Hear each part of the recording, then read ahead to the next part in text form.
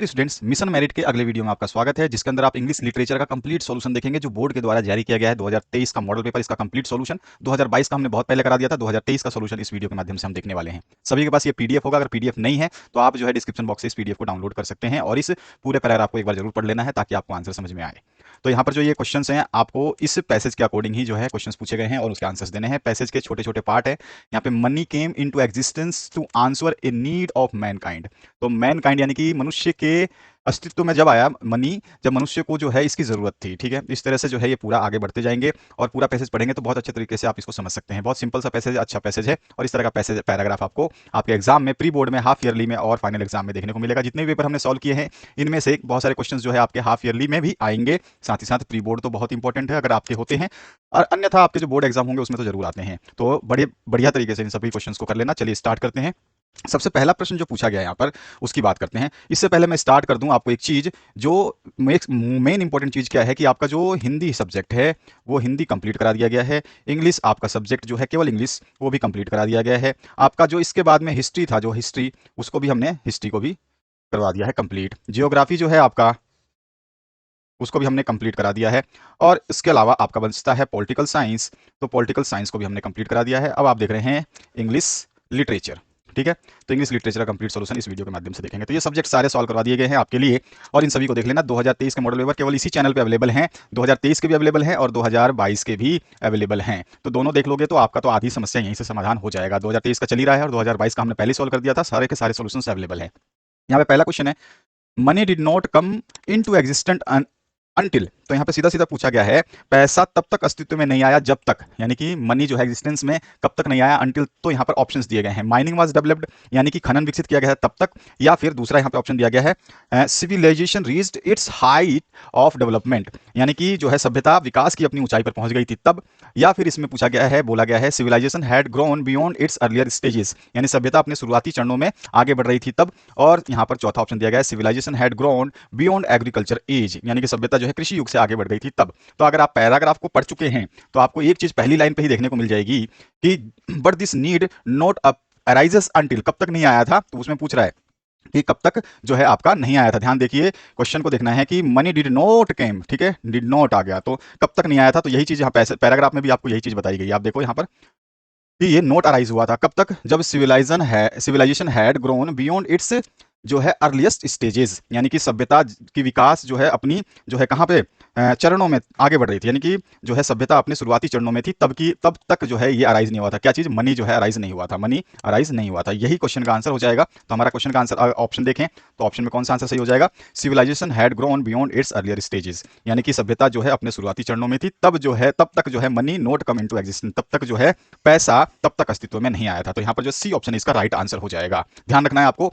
इसके बाद जो नेक्स्ट क्वेश्चन है, second question, when human civilisation यानी societies began to settle down and cultivate the land, the division of labour increased and people specialised in. अगर आप इसको हिंदी में समझना चाहें तो यहाँ पे बोला गया है, जब मानव सभ्यता ने जमीन पर बसना शुरू किया और जो है कल्टीवेशन यानी कि खेती करना प्रारंभ किया, तो जो है डिवीजन ऑफ लेबर यानी कि श्रम विभाजन जो है वो बढ़ गया, इंक्रीज बढ़ गया, एंड पीपल स्पेशलाइज्ड इन, और जो है आदमी यानी कि जो लोग थे वो किसमें विशिष्ट हो गए, तो वो हो गए थे क्राफ्ट एंड ट्रेड्स में विशिष्ट। बी ऑप्शन जो है इसका करेक्ट हो जाएगा, शिल्प और व्यापार में जो है विशिष्ट हो गए थे।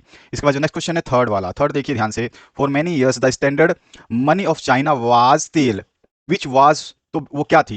यहाँ पे पूछा गया है कि कई वर्षों तक चीन की मुद्रा जो है मानक मुद्रा वो तायल थी या तेल थी, तो वह क्या थी। तो यहाँ पर लास्ट लाइन में ये दिया गया है, यहाँ पर देखोगे आप, चाइना वाज द तेल और which was not a coin but weight of A silver. ठीक है, वो सिक्का नहीं था लेकिन क्या था, वो सिक्का नहीं था लेकिन एक सिक्का तो नहीं था लेकिन एक चांदी के वजन के बराबर टुकड़ा था। ठीक है, वेट ऑफ सिल्वर था। तो यहाँ पर जो बी ऑप्शन है ये करेक्ट हो जाएगा। ठीक है, ये क्लियर हुआ आपको। नेक्स्ट क्वेश्चन की बात करते हैं, what necessitated the people to think of having a common medium of exchange. तो यहाँ पे पूछा गया, लोगों को विनिमय के लिए एक सामान्य माध्यम के बारे में सोचने की आवश्यकता कब पड़ी, क्या है ना, क्या पड़ी, क्यों पड़ी?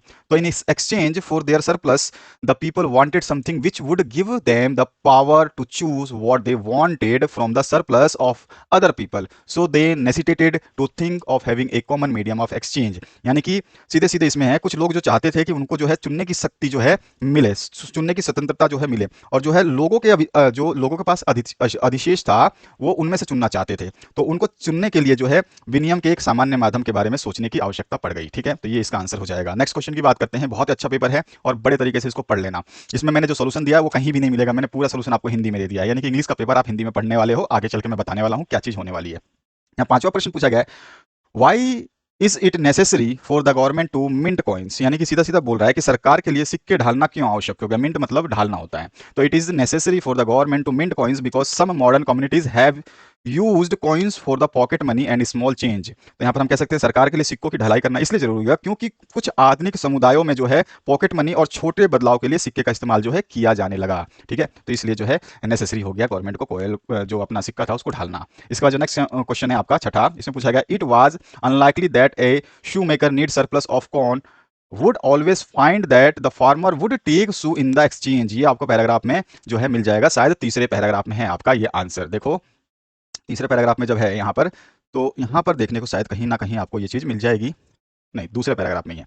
देखो would take shoe in exchange, ये रहा फार्मर। ठीक है, तो यही था यहाँ पर नीड ऑफ सरप्लस कौन, ये रहा। ठीक है, तो इसमें वुड चेक यहाँ के फार्मर के बाद पूछा है, खालिस्तान उसने दिया है, तो वहाँ पे हमको ये भरना था, तो यहाँ पर जो है इसका आंसर ये हो जाएगा। क्लियर है आपको कि आपको केवल यहाँ पे ब्लैंक स्पेस भरना था कि यह संभावना नहीं थी कि मकई की आपूर्ति की आवश्यकता वाले मोची हमेशा से ही जो है उनको ये पता चलेगा कि उनको जो है क्या कि तो find that the farmer would take shoe in the exchange, जो है वो मक्के के बदले क्या लेते, जो है जूते लेते। ठीक है ना, ये मतलब पहले ये लाइन बोल रही है। इसके बाद find the word from the passage which means the following, very early यानी कि बहुत पहले, तो इसका मतलब बहुत पहले या बहुत जल्दी तो नहीं बोलेंगे क्योंकि पैराग्राफ के हिसाब से बहुत पहले की बात है। बहुत पहले को हम प्रिमिटिव बोलते हैं। प्रिमिटिव मतलब होता है प्राचीन, बहुत पहले की बात को क्या बोलते हैं हम, प्राचीन है। ठीक है, इसके बाद में बिजनेस डीलिंग, बिजनेस डीलिंग मतलब क्या होता है आपका व्यापार की डीलिंग करना, तो बिजनेस ट्रांजैक्शन यानी कि व्यापार लेन देन, ये ठीक है, इसका आंसर इस तरह से आपको लिखना है। इसके बाद जो नेक्स्ट क्वेश्चन है, ये पैराग्राफ 3 से आपको छाट के लिखना था, ये तीन में आपको ये पैराग्राफ ये लाइन मिल जाएगी।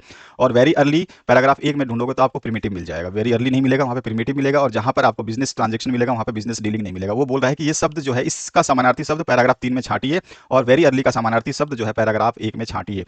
समझ गए, आपको इस तरह से ढूंढना है। इसके बाद दूसरा पैराग्राफ फिर से आपको मिलेगा अनसीन पैसेज, इसको पढ़ना होगा। ये पैराग्राफ जो है आपका कविता माध्यम में रहेगा, कविता को पढ़ने के बाद में जो है इसका आंसर आप दे पाएंगे। तो इसको अगर कविता को आपने पढ़ लिया है तो इसके पहले प्रश्न को देखते हैं और आंसर्स को चेक करते हैं। इसमें पहला क्वेश्चन पूछा गया, द विलेज स्मिथ हैज, यानी कि ग्रामीण लोहार के पास है, क्या है, तो अगर आपने पैराग्राफ पढ़ा है ना तो आपको देखने को मिलेगा यहाँ पर देखिए, the village Smith stands, the Smith is mighty man, man is he, और विद लार्ज, ठीक है, लार्ज एंड साइनवी हैंड, साइनवी मतलब होता है मस्कुलर, बहुत ही मतलब तगड़ा वाला। ठीक है, तो मस्कुलर यहाँ पे सही, उसका मतलब समानार्थी शब्द जो है उसका मस्कुलर होता है। ठीक है, तो लार्ज स्ट्रॉन्ग, लार्ज तो था ही, और वहाँ पे क्या दिया था आपको, साइनवी दिया था, साइनवी का मतलब होता है मस्कुलर, तो यहाँ पर जो है आपका मस्कुलर, इसका डी ऑप्शन जो है करेक्ट हो जाएगा, ध्यान रखेंगे आप। तो यहाँ पर जो है विलेज स्मिथ हैज, यानी कि ग्रामीण लोहार के पास क्या है, बड़े हाथ और मसलदार, बड़े और मतलब क्या कहते हैं, मस्कुलर हाथ है। ठीक है, मांसपेशियों वाला हाथ है, वो जानते हो मस्कुलर बॉडी बोलते हैं, तो वो इसका मीन होता है साइनवी का, जो ऊपर दिया हुआ था लाइन में। अब इसके बाद आते हैं नेक्स्ट क्वेश्चन पे। इससे पहले मैं आपको बता दूं कि यार यदि आप इस पीडीएफ के सॉल्यूशन को, किसी भी सब्जेक्ट का पीडीएफ सॉल्यूशन आप चाहते हैं, कोई भी सब्जेक्ट जो हमने सॉल्व किया है 2023 का, उसके किसी भी सॉल्यूशन को अगर आप चाहते हैं तो हमारे व्हाट्सएप पे आप संपर्क कर सकते हैं। व्हाट्सएप पे संपर्क करने से इसका पीडीएफ प्राप्ति हो सकती है आपको। आगे बढ़ते हैं नेक्स्ट क्वेश्चन की तरफ। ये जो पेपर मैंने सॉल्व किया है ना, ये पेपर आपको कहीं नहीं मिलेगा इस तरह का सॉल्यूशन, क्योंकि ये सॉल्यूशन जो है गजब का होने वाला है। जैसे आप वीडियो में आगे बढ़ते जाएंगे कहेंगे कि ये पेपर तो हलवा था, क्योंकि आपको समझ में आ जाएगा सब कुछ और नहीं पढ़ा है तो भी। तो यहाँ पे जो है दूसरा क्वेश्चन, हिज फेस इज, तो उसका फेस कैसा है ये पूछा गया है, यानी कि उसका चेहरा कैसा है। तो यहाँ पे हमारा क्या आंसर हो जाएगा, उसका चेहरा जो है वो कैसा है, ब्राउन है, ए ऑप्शन जो है इसका करेक्ट हो जाएगा। इसके बाद जो नेक्स्ट क्वेश्चन है इसमें क्या पूछा गया है, like a sexton ringing device is used, यहाँ पे अलंकार कौन सा है। ठीक है, तो यहाँ पर अलंकार जो है स्माइल है, क्या है अलंकार जो है यहाँ पे स्माइल, यानी कि उपमा अलंकार है, तो ए ऑप्शन जो है करेक्ट हो जाएगा, स्माइल। ठीक है, उपमा अलंकार है, और मेटाफोर मतलब रूपक अलंकार होता है, और ये जो आपका एलिट्रेशन होता है ये जो है आपका अनुप्रास अलंकार होता है, ध्यान रखना है आपको। ठीक है, ये कौन सा होता है मैंने आपको बता दिया, ये है आपका उपमा अलंकार। ठीक है, और ये जो मेटाफोर होता है ये आपका होता है रूपक। ठीक है, और ये होता है आपका अनुप्रास, ये ध्यान रखेंगे आप। तो ये चीजें आपको अच्छी तरीके से याद रखनी है।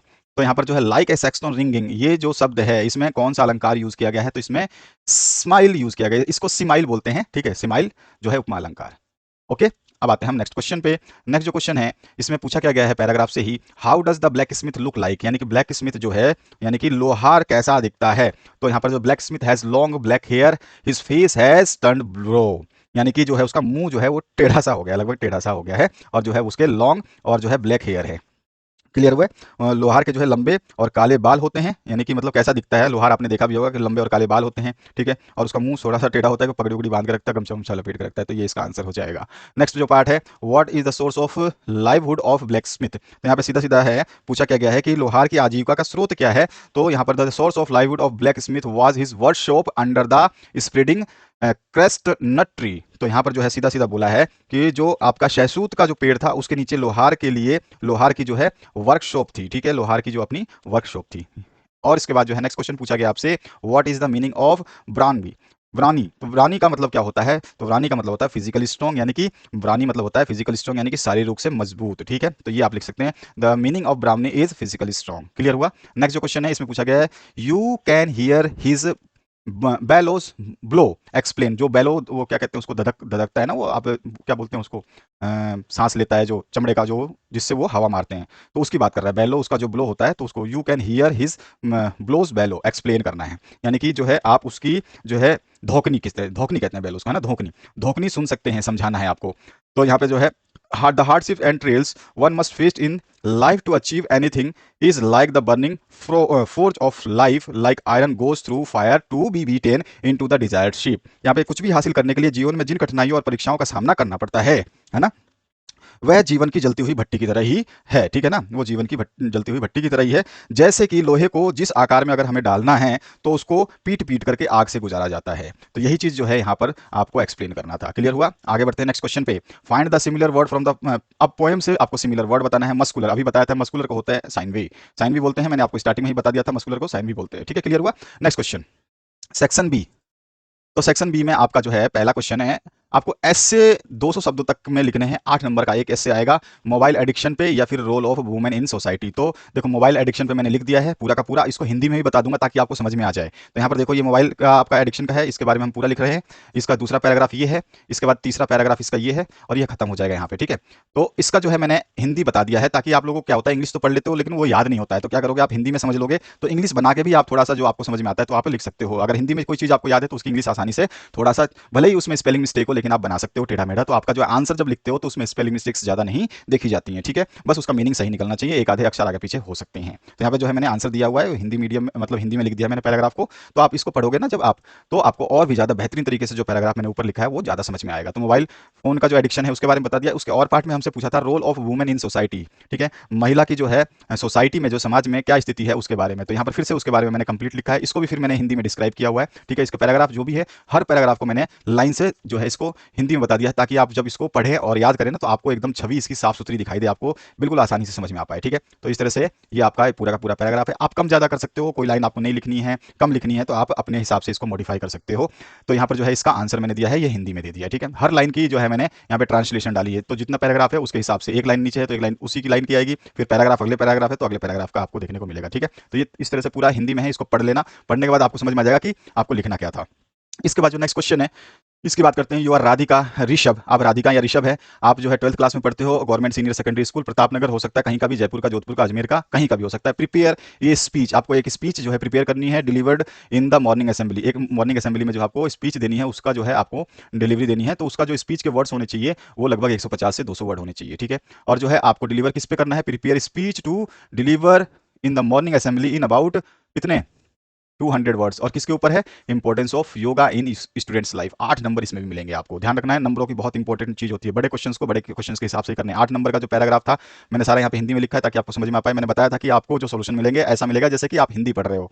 तो यहाँ पर जो है importance of yoga in student life, तो आप सबसे पहले तो अपना स्कूल जो मेंशन करना है, आपको बता दिया कि आप सीनियर सेकेंडरी स्कूल प्रतापनगर के हो, और इंपॉर्टेंस ऑफ योगा पे जो है आप डिलीवर करने वाले हो, तो ये चीज तो आपने मेंशन कर दी। अब यहाँ पे आप जो है स्पीच अपनी दे रहे हो जो आप दोगे, तो good morning everyone, respected teachers and my friends, I Radhika, आप ऋषभ हो सकते हो, ठीक है। तो जो आपको नाम दिया गया है उसको यूज करना है। I Radhika studying in class 12th in government senior secondary school Pratapnagar, today I am going to present my views on the topic, और today I am going to going to deliver a speech, ये भी लिख सकते हो आप, तो ठीक है। Importance of yoga in students life, इस तरह से आपने ये लाइन लिखा और उसके बाद में जो है आपको पूरा योगा के बारे में समझाते हुए लिखते जाओगे। इसका भी हिंदी मैंने दिया है ताकि आपको कोई भी टेंशन ना हो, ठीक है। तो मैंने कहा था आपको अच्छी तरीके से कि मैं एक पेपर दूंगा जो आपको ये बेहतरीन तरीके का मैं आपको पीडीएफ प्रोवाइड करने वाला हूं। और पीडीएफ अगर आपको आंसर के चाहिए, आंसर पीडीएफ के लिए, ठीक है, आंसर पीडीएफ के लिए अगर आपको चाहिए तो आप जो है व्हाट्सएप पे संपर्क कर सकते हैं, ठीक है। नीचे व्हाट्सएप नंबर डिस्प्ले हो रहा है, आप देख रहे हैं। तो यहाँ पर जो है इसको हिंदी में मैंने लिख दिया है, जो ऊपर आप योगा के बारे में जो स्पीच देंगे अगर आपको हिंदी में याद हो जाती है तो ऑटोमेटिकली आप उसको इंग्लिश में भी समझा सकते हैं, समझ सकते हैं, बेहतरीन तरीके से लिख सकते हैं, आप जानते हैं अच्छी तरीके से, ठीक है। तो ये आपका आंसर हो गया। अगले क्वेश्चन की तरफ बढ़ते हैं। यहाँ पर जो है इसका और पार्ट, इसका अथवा पार्ट भी दिया है हुआ है। तो अगर आप ये करना चाहते थे, अगर आप आर्टिकल लिखना, स्पीच देना चाहते थे तो स्पीच कर सकते थे, अगर स्पीच नहीं करनी है तो और ऑप्शन वाला भी कर सकते हो, जैसे कि इसमें दिया गया है अर्चना या अर्चित हैं आप भी government senior secondary school Ramnagar Udaipur के हैं, ठीक है। और जो है एक आर्टिकल लिखना है, अब स्पीच की जगह क्या लिखना है, आर्टिकल लिखना है स्कूल मैगजीन के लिए, वही 200 वर्ड्स के लिए 8 नंबर इसमें भी मिलेंगे। और कॉज क्या है, cause on the of the stress in the modern generation. तो जो मॉडर्न जनरेशन, आज की जो आधुनिक दुनिया में लोग जो हैं, हम लोग हैं, तो हमको स्ट्रेस ज़्यादा है, तनाव ज़्यादा, हम तनाव में रहते हैं, तो उसके लिए सजेस्ट करना है सुटेबल सॉल्यूशंस भी, ठीक है। तो ये आपको आर्टिकल देनी है। आर्टिकल ऑन, तो आपको कैसे लिखना है, article on stressed in the modern generation, ठीक है, या फिर the stress in the modern generation, जो आपको दिया गया यही लिखना है समय हमेशा, ठीक है। स्ट्रेस, ठीक है, स्ट्रेस हटा दो, स्ट्रेस इन मॉडर्न जनरेशन। अब किसके द्वारा दिया जा रहा है, अर्चना या अर्चित के द्वारा, तो भाई अर्चना या अर्चित, ठीक है, government senior secondary school Ramnagar Udaipur, ये लिख दिया। इस तरह से ये पहला यहाँ पे आपको हाफ नंबर मिल गए, ठीक है। इस तरह से आपको मिलते जाएंगे, हाफ या 1 नंबर दे देता है एग्जाम में, इस तरह से देखते हुए। और फिर जो है आगे आप अपना जो डिलीवर करोगे या स्पीच जो लिख रहे हो उसको लिखते जाओगे। इसको भी मैंने हिंदी में लिख दिया है, तो आपको घबराने की जरूरत नहीं है, इंग्लिश में आप पहले देख रहे हैं, इसको पढ़ लीजिए, जहां जहां मैं पॉइंट आउट कर रहा हूँ ये पूरा का पूरा इसको आपको लिखना ही लिखना है। और इसके बाद ये है इसका हिंदी वर्जन, अगर आप इसको पढ़ लेते हो या फिर हिंदी पहले पढ़ लेते हो और उसके बाद इंग्लिश पढ़ते हो तो आपको सब कुछ समझ में आ जाएगा। क्लियर हुआ आपको? तो मैंने कहा था ये पेपर जो है मेरे को समझाने की आवश्यकता ही नहीं पड़ेगी, मैं सब कुछ आपको ऐसे दे दूंगा जैसे कि मैं बोलने की जगह जो है सब कुछ आपके समक्ष रखा हुआ है, सामने रखा हुआ है। नेक्स्ट जो सेक्शन सी स्टार्ट होता है, तो यहाँ पर जो है आपको 6 नंबर के 2 प्रश्न पूछे जाएंगे, 3 अंकों के, ठीक है।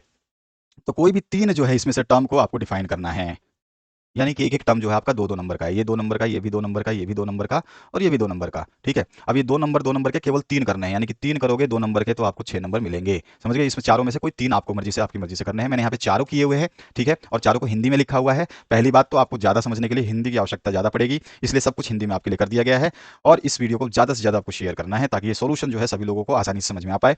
तो यहाँ पे आपके 4 तो दिए गए हैं, 2 और होते हैं, आपको पता होना चाहिए, तो वो 2 भी आपको याद होने चाहिए। और 2 कौन से होते हैं आप कमेंट सेक्शन में बता सकते हैं। और मैं आपको एक आइडिया दे देता हूँ, जो शॉर्ट आप यहाँ पर जो मेटा फिजिकल पोएट्री जो है आपका, ये हमारा एक पहला हो गया, ठीक है। इसका दूसरा जो आता है वो आपका इम्प्रेसिज्म आता है, सेकंड हो गया। इसके बाद में स्टीम ऑफ कॉन्शियसनेस आता है, ठीक है, वो यहाँ पे दिया नहीं गया है। इसके बाद में इंटीरियर मोनोलॉग आता है, तो आपका दिया गया है। इसके बाद में आपका नेक्स्ट जो है इंडो एलियन लिटरेचर, तो ये जो है आपका Indo alien Indian Anglo literature जो है ये आपका एक पार्ट है। और एक बचता है आपका जो है तो एंग्लो इंडियन लिटरेचर, तो उसको भी आपको पढ़ लेना है, ठीक है। तो इसके बाद में हमारा जो है पहला मेटाफोर का ले लिया, सॉरी मेटाफिजिकल पोएट्री का ले लिया, तो इसके सोल्यूशन को मैंने दे दिया यहाँ पर और उसको जो है यहाँ पे हिंदी में मैंने बता दिया, ठीक है। तो आपको समझ में आ जाएगा, आसानी से आप इसको पढ़ सकते हो। इसके बाद जो नेक्स्ट पार्ट है इसका सेकंड वाला जो है इम्प्रेशनिज्म, तो इसमें हमने इसका आंसर दिया है और फिर इसको हिंदी में डिस्क्राइब कर दिया, जिसको प्रभाववाद हिंदी में बोलते हैं, सारी कविताओं के वो हैं। इसके बाद जो है आपका इंटीरियर मोनोलॉग, तो ये आपको दे दिया है तीसरा पॉइंट, ठीक है। तो इसको भी हमने डिस्क्राइब किया है, जो कि आंतरिक एकालाप जो है इसका नाम है हिंदी में,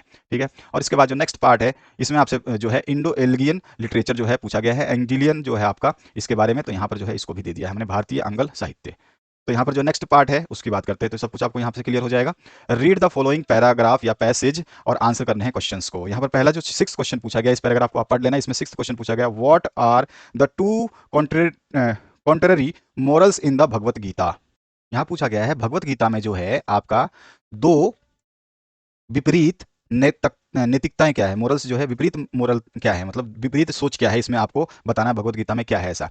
तो यहाँ पर जब आप इसको पढ़ चुके हो ना, तो यहाँ पे देखो 2 लिख जाएगा, दिख गया ना, तो बस आपको आंसर समझ में आ जाएगा कि यहाँ पर जो है 2 contrary morals in the Bhagavad Gita are Krishna's emphasising on doing one's duty on one side and Arjun focus on avoiding bad consequences and generating good ones on the other side. तो ये 2 कॉन्सिक्वेंसेज जो है कॉन्ट्ररी मॉरल्स आपको देखने को मिल रहे हैं, जिसमें भगवत गीता में 2 विपरीत नीतियां हैं या 2 विपरीत जो है आप बोल सकते हैं नैतिकताएं हैं, जिसमें कृष्ण जो है कर्म पर बल दे करके अपने कर्तव्य का निर्वाह करने के लिए बोल रहे हैं, और जहां पे दूसरी तरफ जो है अर्जुन जो है वो क्या है, अर्जुन का ध्यान जो है बुरे परिणामों से बचने पे लगा हुआ है, बुरे परिणामों से बचने पे लगा हुआ है, ठीक है। तो ये 2 चीजें हैं यहाँ पर, क्योंकि अर्जुन बुरे परिणाम इसलिए सोचते हैं कि अब भाई रणभूमि में सारे तो अपने ही हैं, उनको मारूंगा तो उसके बुरे परिणाम क्या होंगे। और अर्जुन कृष्ण जो कह रहे हैं वो कह रहे हैं कि भाई अपना कर्म करते जाओ, ठीक है, अपने कर्म की चिंता मतलब आपको होनी चाहिए, उसके कॉन्सिक्वेंसेस क्या होनी चाहिए वो नहीं आपको फिक्र होनी चाहिए। तो दोनों अलग अलग सोचते हैं, यही दो मोरल्स हैं यहाँ पर, नैतिकताएं हैं।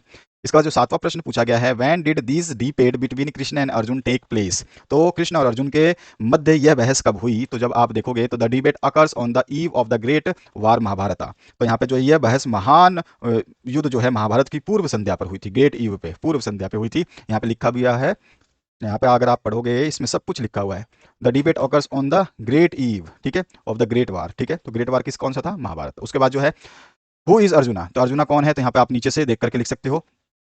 यहाँ पर देखोगे ना तो यहाँ पर अर्जुना के बारे में सब कुछ आपको दिखाई देगा, ठीक है, यहाँ पर आपको देखने को मिलेगा। तो अर्जुना के बारे में हमने यहाँ पे लिख दिया, arjuna is the peerless and invincible warrior in the army of just and honorable royal family the Pandavas. तो न्याय प्रिय और सम्मानित शाही परिवार की सेना में अर्जुन जो है आदित्य या अजय योद्धा था, ठीक है। तो ये इसका आंसर हो गया। इसके बाद 9वां जो प्रश्न है इसमें पूछा गया व्हाट डज कृष्णा एम्फिसाइजेस। तो यहाँ पर जो है पूछा गया है कि कृष्णा किस पर बल देते हैं। तो Krishna emphasises on doing one's duty, यानी कि कर्तव्य का पालन करने पर जो है कृष्णा बल देते हैं, या कृष्णा कर्तव्य के पालन पे बल देते हैं। इसका 10वां प्रश्न जो है what is central event in the Mahabharata. तो यहाँ पर जो है महाभारत की एक केंद्रीय घटना क्या है, तो यहाँ पर हम लिख देंगे the debate occur in the eve of great war that is a central event in the Mahabharat. यानी कि महाभारत में जो महाभारत महान जो युद्ध था महाभारत, उसकी पूर्व संध्या पर जो बहस हुई थी ना, डिबेट हुआ था, वो जो है एक ग्रेट इवेंट जो है एक केंद्रीय घटना है, ठीक है। यहाँ पर ये पूरा लिखा हुआ है, मैंने अभी आपको दिखाया था, debate on central event in Mahabharata, ठीक है, पूरा लिखा हुआ है। तो आप आराम से देख देख के भी लिख सकते हो, समझ समझ के लिख सकते हो। और 11वां जो क्वेश्चन है who were the fighters in Mahabharata. तो महाभारत में कौन कौन फाइटर है, लास्ट में लिखा है, यहाँ पे आप देख सकते हो कौरव है और पांडव है ना। तो हम यहाँ पे लिख देंगे सीधे सीधे the Pandavas and Kauravas were the fighters in the Mahabharat, यानी महाभारत में पांडव और कौरव जो है योद्धा थे या योद्धा हैं। इसके बाद जो नेक्स्ट पार्ट है, अब इन सभी के क्वेश्चंस मैंने हिंदी में करवा दिए हैं आपको। 12वां क्वेश्चन है why do you think doctor Margolin had the curious experience at the wedding hall. आपको क्यों लगता है कि डॉक्टर मार्गोलिन को शादी के आधे समय पहले कुछ अजीबो गरीब जो है महसूस हुआ। तो इसका आंसर जो है यहाँ पे हमने लिख दिया है डॉक्टर मार्गोलिन का, और इसको हिंदी में यहाँ पे समझा दिया है, पूरा का पूरा आप मनोस्थिति समझ सकते हैं उसकी। और इसके और पार्ट का आंसर हम नीचे देखते हैं, जिसमें give the central idea of the story 1 centimetre का सेंट्रल आइडिया देना है। तो यहाँ पे जो है सेंट्रल आइडिया हम लिख देंगे, ठीक है, ये रहा सेंट्रल आइडिया आपका 1 सेंटीमीटर का, और इसको हमने यहाँ पे हिंदी में वर्जित में वो चेंज कर दिया है ताकि आप लोग इसको आसानी से याद कर पाएं। उसके बाद 13 नंबर क्वेश्चन है what warnings does the mother give to Prakriti for chanting the spell. तो यहाँ पर जो है मतलब किस तरह की वार्निंग दी गई थी ये आपसे पूछा जा रहा है। मंत्र जाप के लिए प्रकृति को उसकी माँ क्या वार्निंग देती है, यानी कि क्या चेतावनी देती है, ये आपको बताना है। तो इसका आंसर हमने यहाँ पे लिख दिया है और इसको आंसर को हिंदी में ट्रांसलेट कर दिया है। इसके बाद जो नेक्स्ट क्वेश्चन है इसमें आपसे क्या पूछा गया है, write the character sketch of Manjula. तो मंजुला का चारित्रिक चित्रण आपको करना है। इसके और पार्ट में एक क्वेश्चन जो है what is the new birth of प्रकृति। तो जो है यहाँ पे पूछा गया है कि प्रकृति का नया जन्म क्या है, वो आपसे पूछा गया है। तो पहले तो हम बात करते हैं कैरेक्टर स्केच ऑफ मंजुला के बारे में। तो ये कैरेक्टर स्टेक है उसका पूरा का पूरा, उसको हिंदी में हमने यहाँ पे लिख दिया है, ठीक है। ये इसका आंसर है आपका, ये इंग्लिश में है, और यहाँ पर आप चले जाते हैं नीचे की तरफ तो ये हिंदी में पूरा। इसके बाद उसके और पार्ट में जो क्वेश्चन पूछा गया था वो पूछा गया है what is the new birth of प्रकृति। तो प्रकृति का नया जन्म क्या है, तो उसके बारे में भी मैंने यहाँ पे बता दिया है आपको। जब वो पाथिक प्रकृति के पास आता है उसके बाद में जो है उससे वो जल मांगता है, लेकिन वो उसको देती नहीं है क्योंकि वो अदर कास्ट की है, नीचे कास्ट की है। तो पथिक जो है उसको आत्मज्ञान के लिए बोध देता है, प्रेरित करता है कि जाति जो है सत्य नहीं होती है। और जो है जैसे कि श्रावण बादल जो है वो प्रकृति के किसी हिस्से पर इसलिए नहीं, मतलब कि कोई पांडाल है कि कोई घर है या कोई झोपड़ी है वो देख के नहीं बरसते हैं। तो वही चीज़ यहाँ पे समझाई गई है। इसी तरह से आपका जो नेक्स्ट पार्ट है जिसमें रीड करना एक्सट्रैक्ट को, छोटा सा एक्सट्रैक्ट दिया गया है, इसको पढ़ने के बाद में आपको दिए गए प्रश्न को उत्तर देना है। When will the greed and time come to end. तो यहाँ लालच और समय कब खत्म होगा इसके बारे में आपसे पूछा गया है, तो वो भी हमने यहाँ पे बता दिया है हिंदी प्लस इंग्लिश वर्जन में। इसके बाद जो 16वां प्रश्न है उसको देखिए। 16वें प्रश्न पूछेगा what will happen when time has consumed every bad thing.